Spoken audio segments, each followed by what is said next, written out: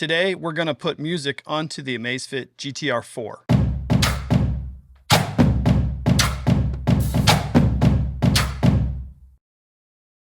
So it's actually not real easy to do this. So I wanted to walk you through the process, and it might get confusing at times, but just hang in there. I think by the end of this, you'll understand exactly what I'm trying to explain. The Amazfit has the ability to play music natively, meaning that you can put music onto the Amazfit watch storage, and you can play that music back through Bluetooth headphones connected directly to your watch. So you don't need to take your phone to listen to music when you're going on walks and runs and stuff like that. It does use more battery, but it gives you the freedom of not having anything in your pockets. So if you're like a runner and you don't like having things dangling around when you're running, you can do this. So it's really cool, but it's not perfect. Garmin does it well, I think. They associate themselves with Spotify. Spotify allows Garmin to import the playlist to their watch. So any of your Spotify playlists, and I think it's for paid accounts, but I'm not 100% sure. It could be for free also, but I think it's for paid. And then you can download that music into your Garmin watch and play your playlists, which is kind of ideal because you could make a running playlist, a weightlifting playlist, all within Spotify on your computer, and then just download the 15, 20, 30 tracks you want on there in each playlist and play them.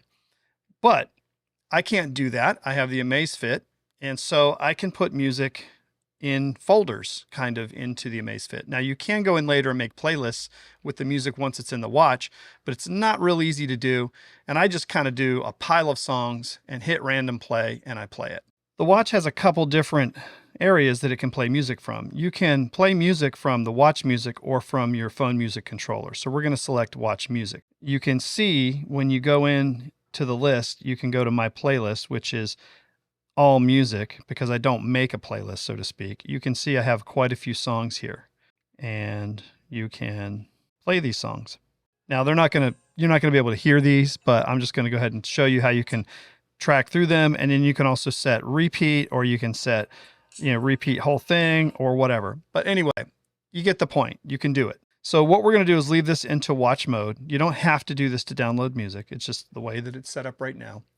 And I'm going to explain to you the process of getting from one place to another in terms of music to the watch. And that's where it gets tricky. I'm doing this for iOS people because most people with Androids can just put music straight into a folder on the Android, like a hard drive or something, and you can go retrieve those fairly easily, I believe. So Android's easier, iOS is a little trickier. Here's the trick with iOS. If you have an iCloud account, which most of us do and should if you have an Apple device, you can share a music around to all your different desktops. So if you'll remember for a second, your desktops are kept in iCloud and they share data through the different devices. So whatever's on your desktop on one computer is supposedly on the desktop of the other computer if you have it set up that way. And you should. And knowing that, that gives you a leg up on getting music from your phone into your watch without having to do something really weird. So the source of the music is where I can't really help you, because if you have CDs, then you probably know how to put them in the computer and rip them to the hard drive and listen to that music. If you have some place that you download music from, you can do that. Or if you're one of these pirate people and you go to Pirate Bay or uTorrent or torrent sites and you download music, you can do that too.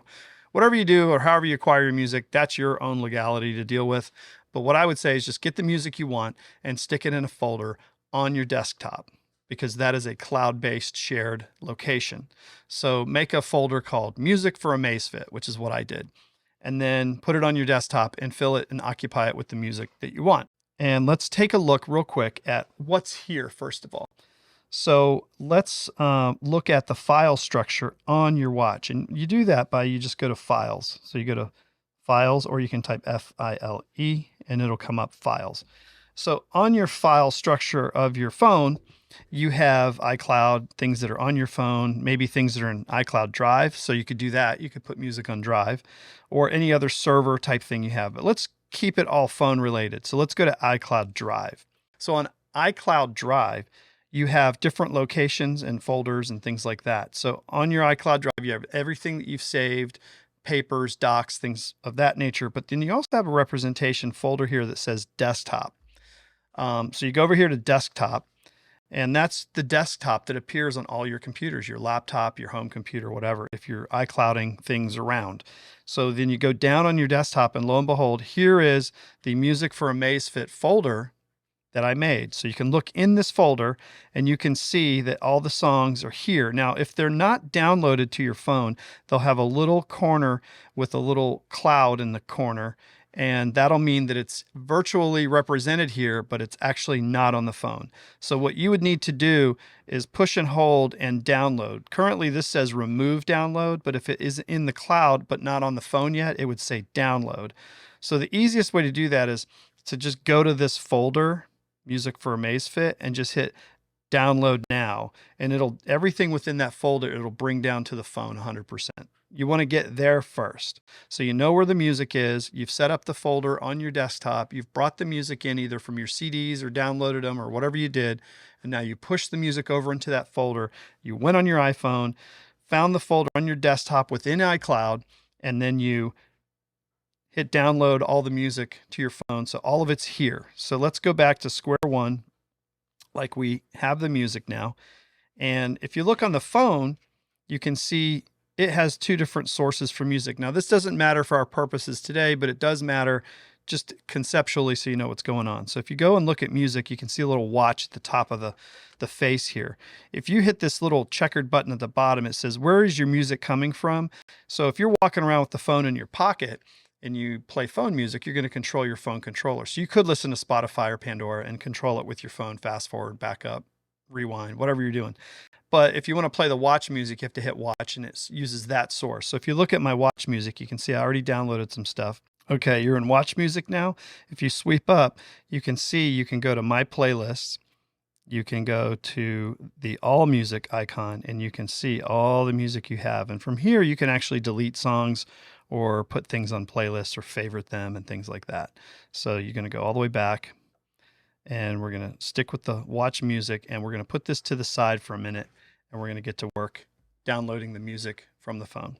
We go to the phone and we open it up. The first thing we're going to do is hit the Zep app. We're going to go over to the watch itself, the settings for the watch. You're going to go down to the middle icon group. You're going to hit music. You're going to hit upload music, but let's pretend that it came up here, which it might with your situation for the first time. So we're going to go back to iCloud Drive, right? We're going to go to the desktop, and we're going to go find the Amazfit folder, and here's the Amazfit folders for the music, and we're going to go in here to the various artists, and we're just going to pick a track. Let's just pick 3. Nirvana, and I like this one. Okay. And then what you do is you open. Now you can select all. I have found if you select more than 10 or 12 at a time, sometimes the connection between the phone and the watch break down. So you have to go back, find your place, and start over again. So you're not double downloading. I don't know if it has the ability to be smart enough not to download something twice, but I think it can. But then once you get your item selected that you want to put into the watch, you hit open, and it's going to put them on a screen. Now here's where I got a little stuck last time, because if you look here, it has import from a file, other import methods, or uploading. So uploading was confusing, but it's one of those translate things that they don't get quite right in here. It just means upload. So basically it's saying, hey, all these songs here, do you want to upload? And you say yes. Or you could say, I changed my mind. I just want the one song. And then you can say upload. And what will happen is it's going to make a Wi-Fi connection between the watch. It normally works perfect, but let's see. Yep, it worked. So it came up.